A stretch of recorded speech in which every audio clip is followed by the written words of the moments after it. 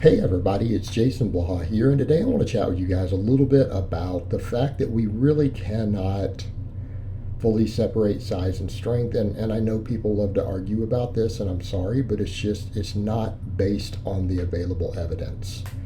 And yes, there are rare statistic outliers, but what people need to remember, just because there's some hypothetical guy who benches 3.5 times his body weight up in Missouri somewhere, or you have found some weak bodybuilder who doesn't ever seem to lift heavy, this doesn't change what the research and the science actually shows. And what we generally see is the trend that muscle cross-sectional area is directly proportional to its force production. Okay, and what that means is that individual muscles, your size equals your strength potential. And that's when we lock a muscle into some sort of way to isolate it and measure it, and we take all the movement pattern stuff out. Because again, there's a skill component to movement patterns, absolutely. But when it comes to the sheer ability of a bicep or a quad or a glute or a pec to produce force, when it's studied in the lab, hypertrophy is the primary factor. It is literally like 95%. Okay, it's like 95%. So what should this tell you? It should tell you that really, if you want to get strong, you need to get as jacked as possible. Now, does that mean that all muscles contribute equally to the same exercise? Well, no. In other words, spending a lot of extra time on your biceps may not do much for your bench and squat. Okay, it may not. You have big biceps, but because it's not a primary mover, the contribution is going to be minimal. But for things like the bench press, because it's an important support muscle, it might matter. It might actually help you out of the bottom of the bench. Hey, and this is where people get confused. They'll see someone with a big show muscle and they'll make this assumption. Okay. But this is what the literature shows, and you're getting more and more data that's looking even at bodybuilders and finding for cross-sectional area force production, they are not lower than strength athletes. So here's my point I'm making. Our focus should always be on hypertrophy.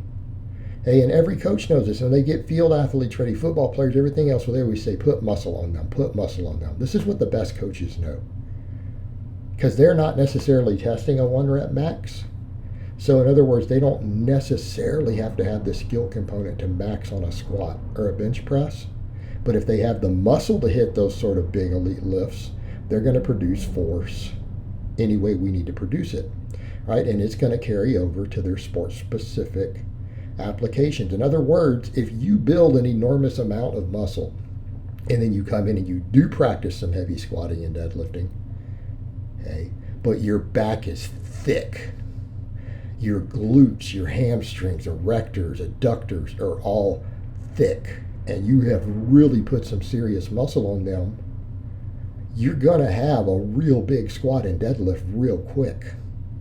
As soon as you start doing them with moderately heavy to heavyweight and actually practicing lifting heavy, learning the movement pattern a little, your maxes are going to just skyrocket. And that's true of even a bodybuilder.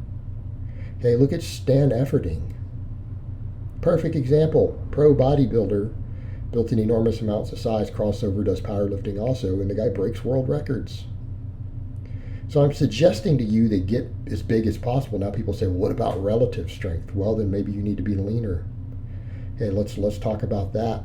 Body composition. Okay, if you want to be absolutely as strong as possible, gain as much muscle as you can, get thick bulk.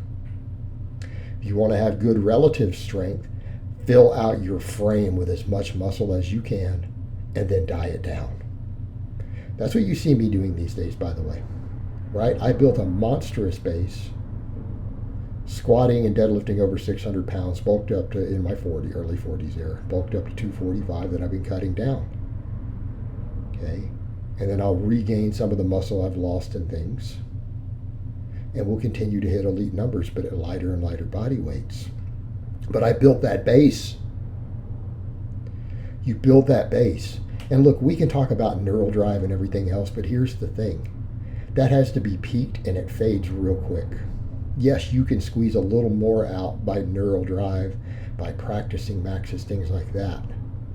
But it's not the same. And here's what's funny is that many coaches have noticed over the years who run different types of block training, and this is kind of the crux of the matter. They're like, I've taken lifters through a 12-week hypertrophy block. Okay. Done no maxing, but at least we lifted a little bit heavy at some point in there. And then test their maxes and they hit lifetime PRs. I'm almost suggesting that if your goal is to be injury free, to not even peak, I mean, we could make the point for that. Instead of focusing too much on the neural drive, and you only lift the weights that you have built the structures, the muscle tissue, the tendons, the bone to support, even if you go do that in competition, you might find yourself competing at the world level if you have good enough body composition and you built the structures, and you may be able to do it without even peaking. You may even get hurt less. I'm not saying not to do that because, again, if you want to break records, you probably do need to peak. But let's come over to the point, the elephant in the living room. Tissue matters. Muscle tissue, tendons, bone. And let's come over to that other point. If you spend all the time building the muscle and you really put in the time to build that strength, the tendons, hypertrophy with all of it, the bone, we build the bone density and everything. Okay, our injury rates go down. By focusing on hypertrophy primarily, we can get brutally strong, do enough skill work to get the strength up. Again, you do some heavy triples and things. You can run again 5-3-1 type stuff. Those peak sets are probably enough to get you pretty close, maybe not to peak 100%, or you could squeeze 5 more pounds out with a better peak. You can get enough skill work that way on your big lifts. And if you just get thick and stacked, you are going to be strong. You are going to be strong, especially if you get thick in the right places. Okay, but people need to understand this. You cannot separate size and strength. And again, I would make the case that really putting more of your focus on the tissue end, the long-term structural changes, instead of too much focus on the neural drive, you're probably going to get hurt less. And again, if you're worried about weight class, just get a little bit leaner. Be the thickest, leanest guy in your class. All right, guys, but that's really all I have to say on that today. I hope it's been informative, and I will talk to you guys next time.